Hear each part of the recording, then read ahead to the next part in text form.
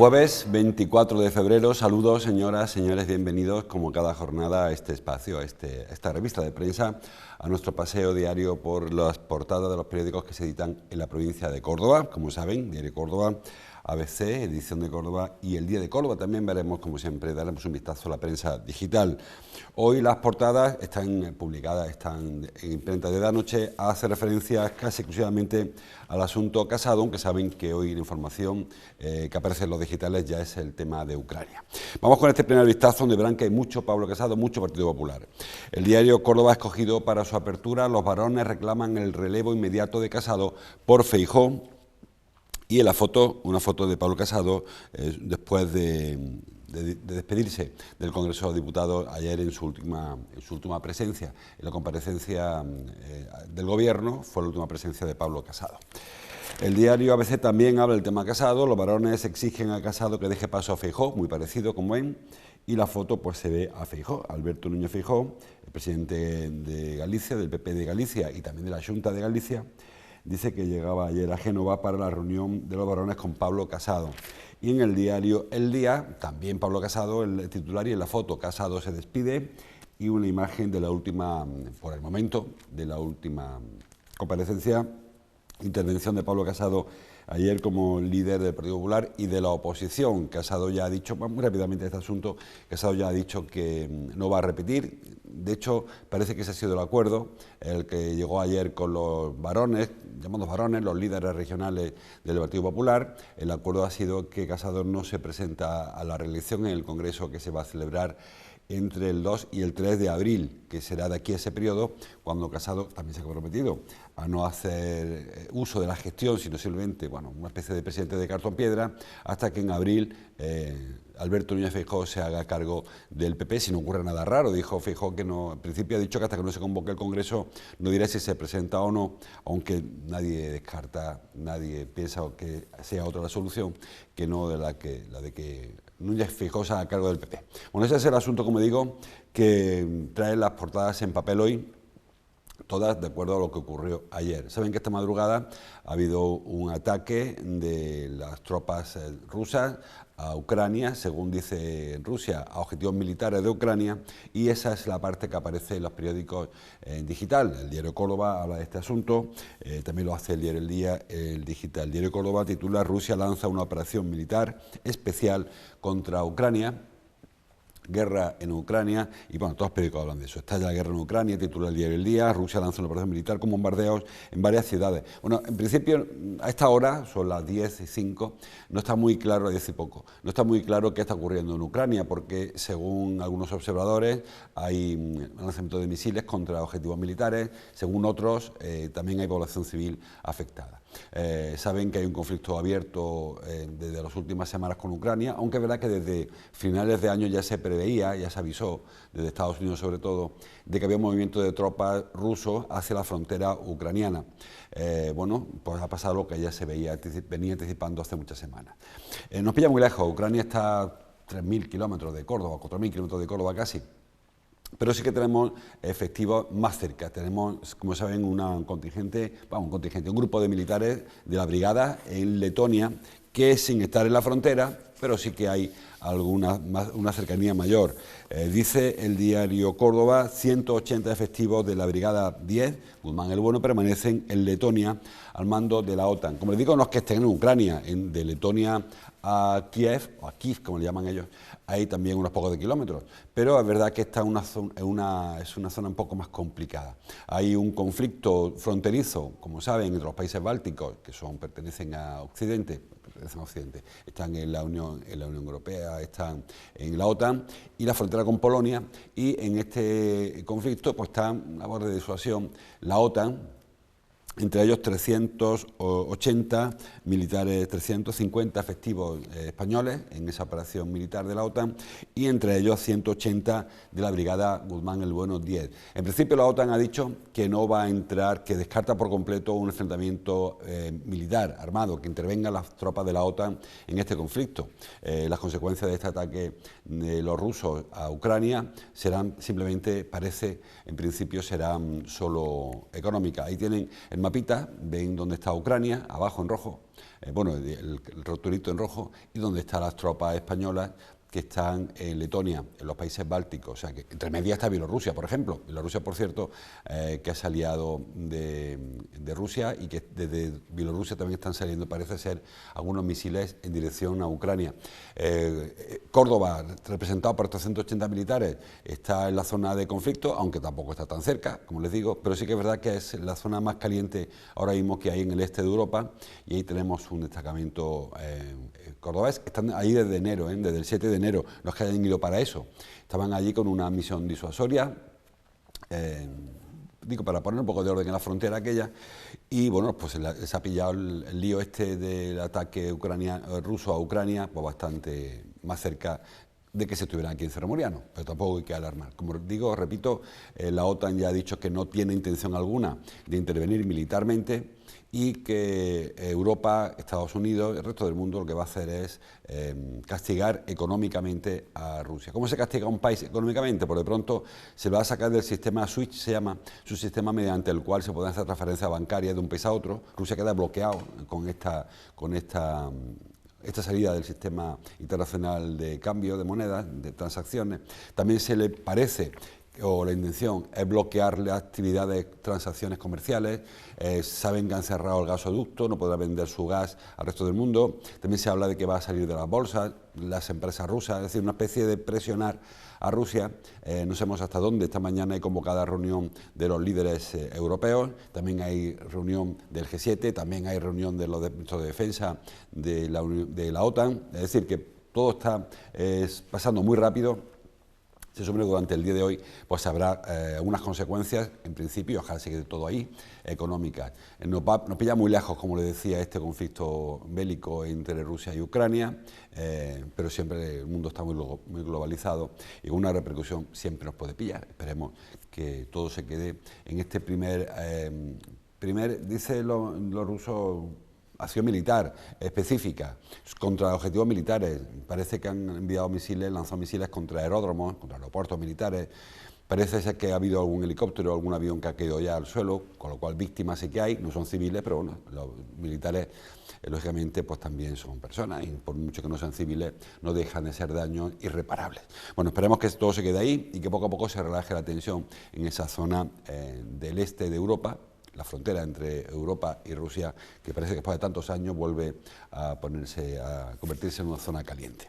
Vamos a lo más cercano, que nos interesa bastante más que este asunto. El diario ABC aborda de nuevo la base logística del Ejército de Tierra, que dice arrancará durante el último trimestre. Ayer hubo uno más, un foro sobre la base logística. Saben, comentado muchas veces, la base logística nos obliga a informar continuamente, pero hay poco sobre lo que informar. La base logística está cumpliendo sus plazos y lo que sabemos, cada vez que alguien habla, es para decir que se siguen cumpliendo los plazos.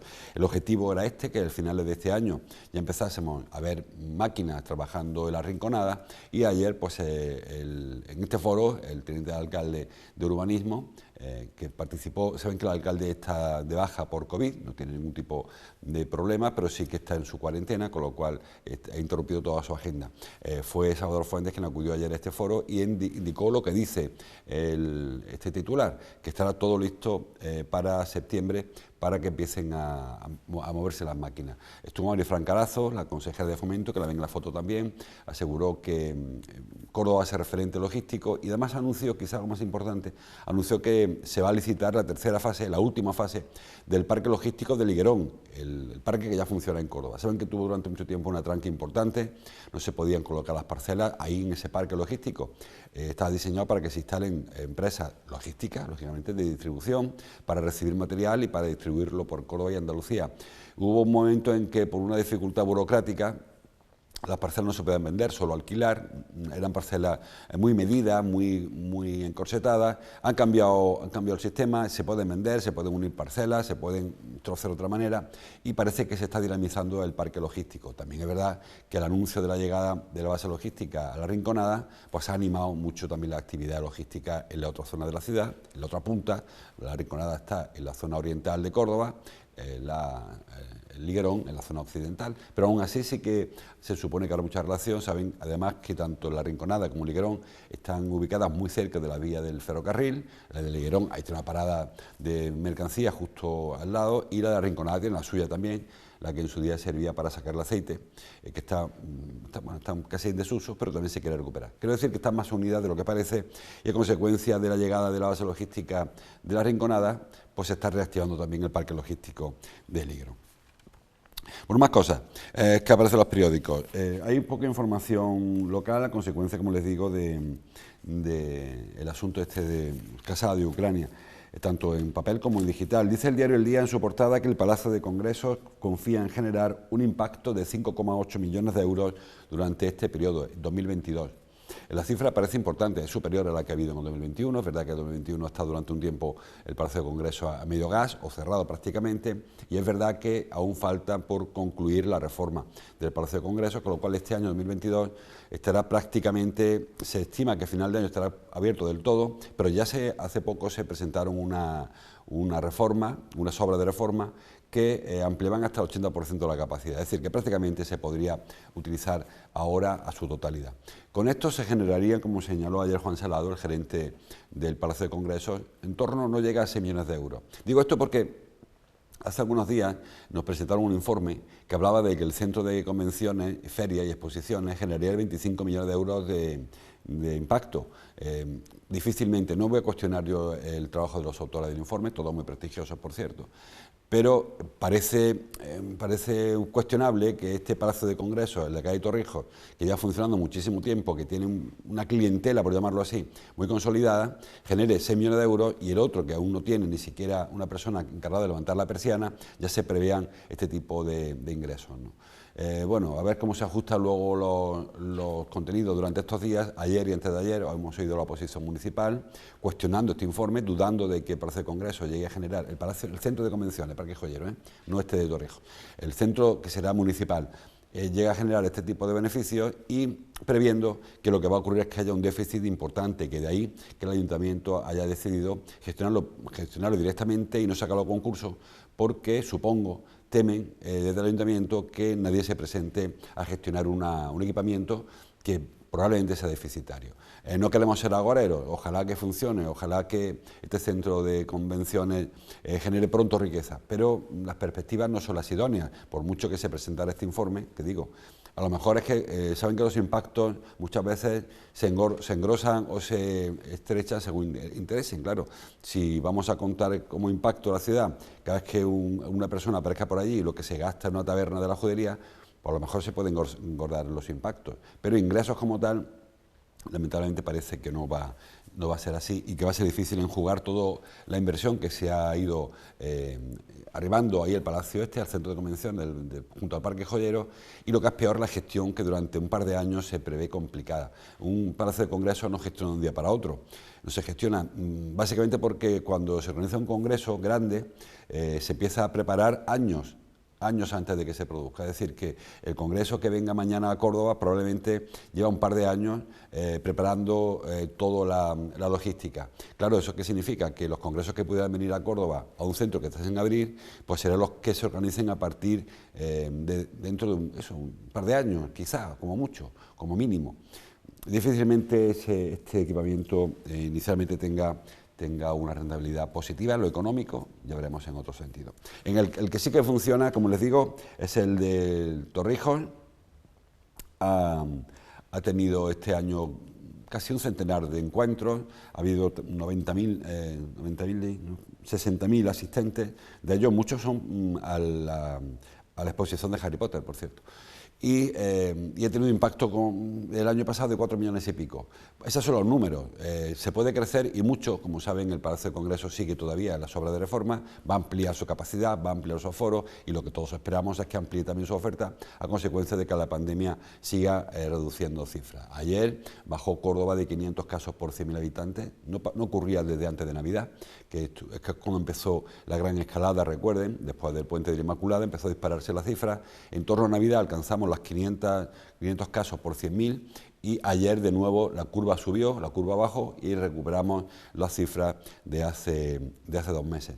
La tendencia, también la de los periódicos, una tendencia claramente a la baja, la del coronavirus, no solamente en la tasa de incidencia, también en las hospitalizaciones. Ayer había 104 personas ingresadas en los hospitales cordobeses. Ayer, por cierto, se bajó también de 1000 ingresados en los hospitales andaluces, otro hito también, por fin se ha bajado de 1000 después de muchos meses, después de un par de meses, y todo apunta a que de aquí en adelante las cosas irán a mejor. Así que, bueno, pues un poco de paciencia todavía, que nos queda el último tramo, aunque eso lo hemos dicho ya en varias ocasiones. El último tramo, lamentablemente, lo hemos dicho y se ha ido frustrando las expectativas.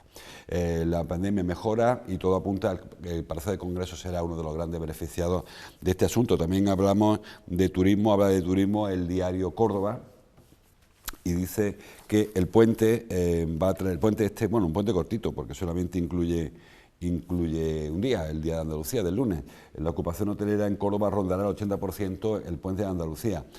Repito, el puente de Andalucía no es tal, excepto en Cádiz, que creo que fiesta el martes también.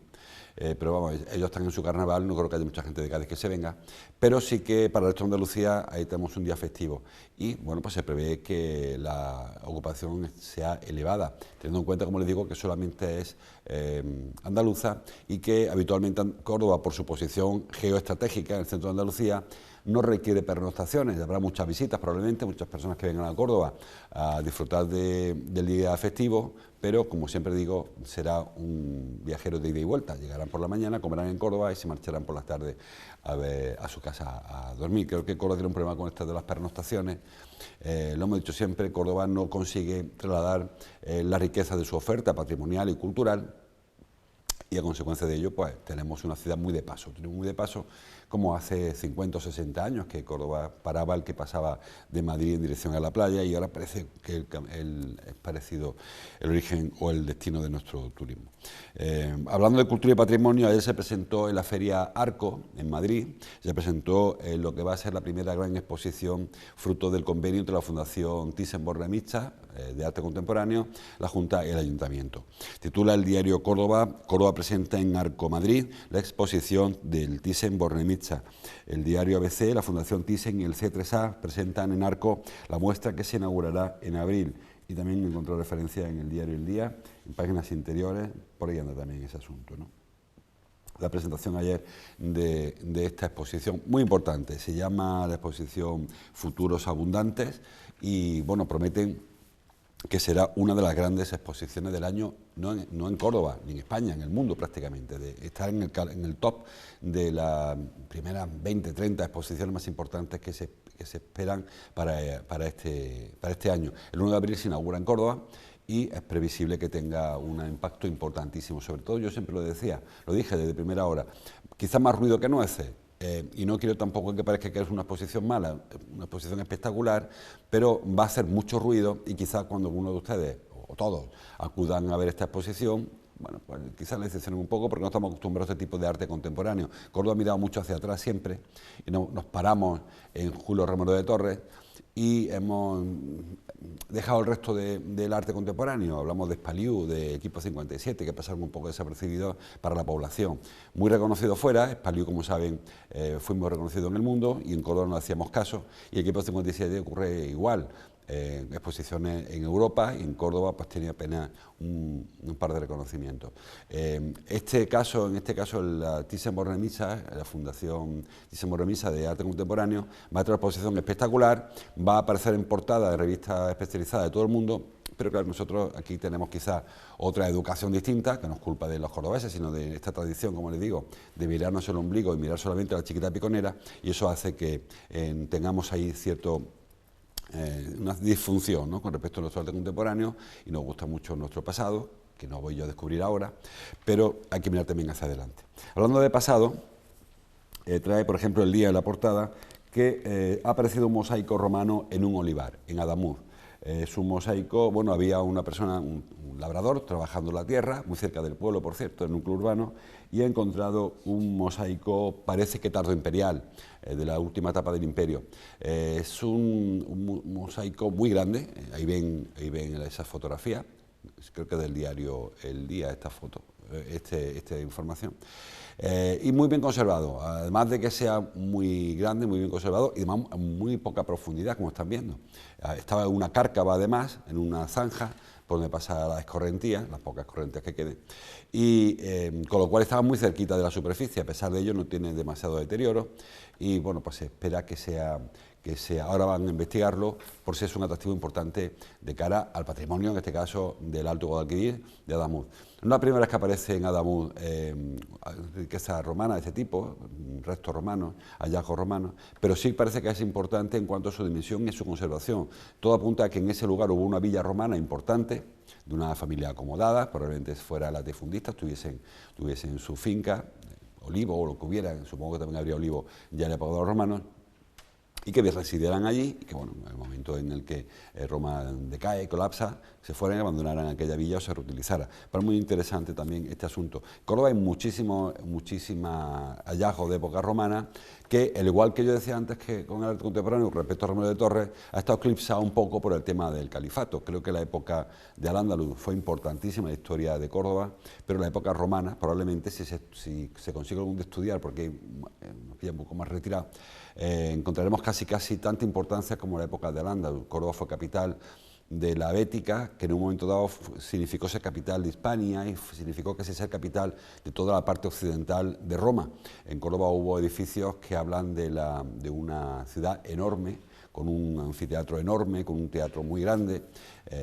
Es decir, que quizás no hayamos despreciado la importancia de la Córdoba romana frente a la Córdoba islámica, ¿no? Y entiendo que hallazgos de este tipo, como ocurrió con Torre Paredones en Baena Castro, como ocurre con Ategua, como ocurre en la capital y en otros muchos municipios, van a ir apareciendo, esperemos, con las nuevas tecnologías, restos romanos que nos saquen a la luz esa importancia enorme que tuvo Córdoba, sobre todo en la última etapa del imperio. Bueno, más cosas, que hay más cosas. Habla los diarios del tema de las banderas que se entregarán mañana, bandera de Andalucía. Saben que el día 28, el lunes, se entregan en la Maestranza, en Sevilla, el Teatro de Maestranza, la distinción, la medalla de Andalucía. Y en Córdoba mañana se entregarán las banderas de Andalucía. Entre ellos, señala el diario El Día, ya lo vimos ayer porque apareció en los digitales de ayer, Macarena Gómez, la actriz Macarena Gómez, Ángel Jiménez, que es el equipo de balonmano, y Paco Morales, entre otros. Son un total de 10 las personas distinguidas con esta distinción, con este reconocimiento por parte de la Junta de Andalucía. Hay un par de hechos luctuosos, o al menos, bueno, hay una persona fallecida a consecuencia de un incendio en Palma del Río, un matrimonio mayor.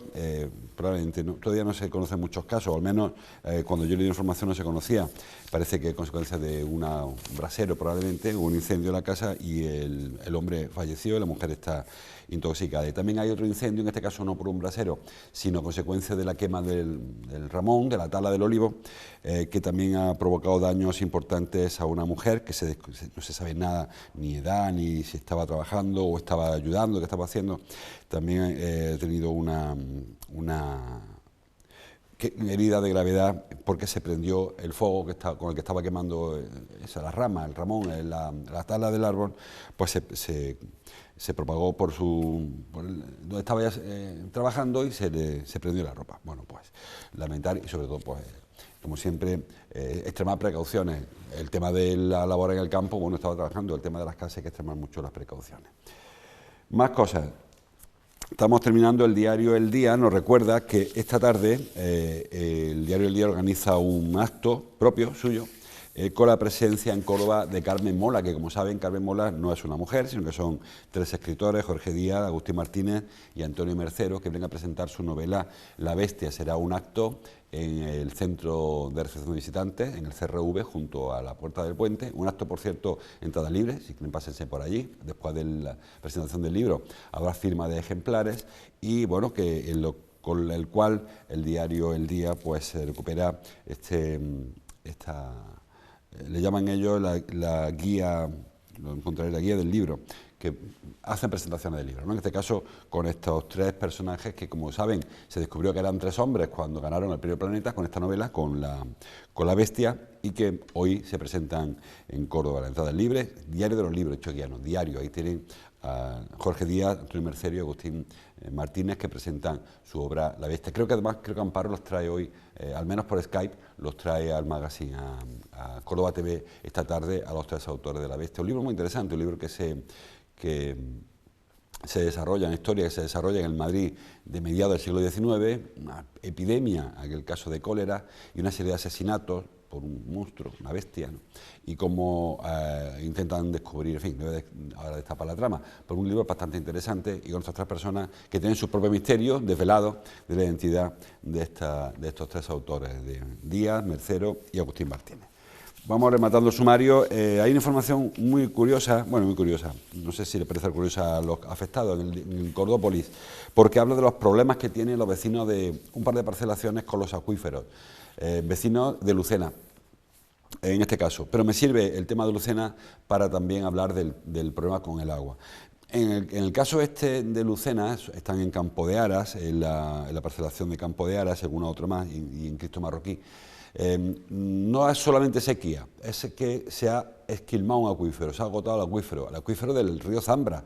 Recordarán que hace unos años se comercializaba Zambra, una marca de agua, que salía de este acuífero, un agua de dominio público. Bueno, pues hace algún tiempo que la Confederación prohibió a los vecinos, ya la fábrica ni les cuento, sacar agua del río Zambra porque estaban esquilmando el acuífero. Ahora los dueños de medio millar de casas negocian contrarreloj para no quedarse sin agua este verano. La Confederación, les digo, ya prohibió que se siguiera sacando agua de este manantial, el mismo manantial de Zambra, que pasa por ahí por debajo de sus casas. Allí hay 500 casas, alrededor de 500 casas, hay un par de bares, hay naves industriales, y todos toman agua de los pozos del río, la potabilizan y la utilizan. De hecho, hay casas que tienen hasta contador de agua. ¿Qué ocurre? Pues que cuando se toman agua, cuando se hacen tomas descontroladas, en este caso no autorizadas, de un acuífero, muchas veces quien contrata para que le haga un pozo, baja el pozo, se cree que ha encontrado un lago para él solo. Realmente la mayor parte de los pozos toman agua de acuífero, del freático, de la capa freática, de agua que va trasladándose, y si se saca agua de aquí, se impide que el agua llegue allí. Hemos denunciado, hemos hablado siempre que hace unos días, hace unas semanas, vimos seco el arroyo Bejarano, el Oño de Popea, toda la zona de la sierra, donde hay un manantial muy potente, donde hay un acuífero importante. Ahora está ocurriendo con el Zambra, un río que llegó incluso, como le digo, a tener una propia envasadora de agua y que ahora hace unos meses se le vio el fondo, se le vio el suelo al río Zambra. Es decir, el problema de la sequía es importante. Repito, en este caso no es un tema solo de sequía, el que no haya agua en la zona del Campo de Aras, y en Cristo Marroquí, y en Lucena, como tampoco es el problema solo de la sequía el que no haya agua en el entorno del Bejarano. Hay un uso no sostenible del agua, hay viviendas que se levantan, lógicamente necesitan agua. En esta zona de Lucena, igual que ocurre en el entorno del Bejarano, no hay canalización pública. Bueno, por las causas que sean, en unos casos porque son viviendas no legalizables, en otros por la distancia, por la razón que fuera. La cosa es que no hay y necesitan tomar agua de un acuífero y también, que no tampoco es baladí, sacar las aguas residuales a fosas sépticas que acaban contaminando acuíferos. Es decir, que el uso en este caso no sostenible del agua, ¿no? Tanto irreflexivo del recurso, pues nos está haciendo peligrar por nuestro entorno. Yo creo que las familias necesitan agua, que no cabe duda, estas y muchas otras familias, todo el mundo necesita agua y hay que intentar por todos los medios que tengan ese recurso. Pero bueno, cuando levantamos una casa hay que tener en cuenta dónde está el manantial, dónde está la canalización, dónde está el colector para eliminar las residuales. Y no siempre pensamos en eso. En el caso de Lucena tiene un problema muy serio, es probable que este verano se queden sin agua, les prohíban tomar agua del Zambra, les prohíban, no llega el agua desde Lucena y tendrán que, pues no sé, llevar garrafa o llevar una cisterna del ejército. El Bejarano la cosa también está bastante oscura. Bueno, pues lo dejamos aquí, hay mucha más información, como siempre les invito a que sigan avanzando. Esta tarde juega España contra Ucrania en Vistalegre, no se los he contado, ya otros estamos hablando de ello, foto de Escariolo en la portada del diario El Día. Por cierto, dice Escariolo en el diario ABC, ahora sí que me paro, no podemos engañar a nadie, vamos a ser los mismos. Dijo, no vamos a ser los mismos, realmente. Había una rata aquí por parte de los compañeros cuando ayer le preguntaron por este equipo nuevo que está haciendo cambio generacional con los supercampeones que se van poco a poco retirando. Él dijo, no vamos a engañar a nadie, no podemos seguir siendo los mismos después de este cambio generacional. Ha habido una ratilla y dice, una erratilla, y dice el diario ABC que dijo otra cosa. Hoy juega España, lo televisa, creo que Teledeporte, no haga mucho caso, en torno a las 9 de la noche, así que después del informativo pueden pasarse a ver el partido de España-Ucrania. Esperemos que no haya dificultad en el equipo ucraniano, con el lío que tienen allí, y así que cerramos el círculo y acabamos por donde empezamos, con el conflicto de Ucrania. Mañana seguimos, hasta entonces, como siempre, gracias por su atención.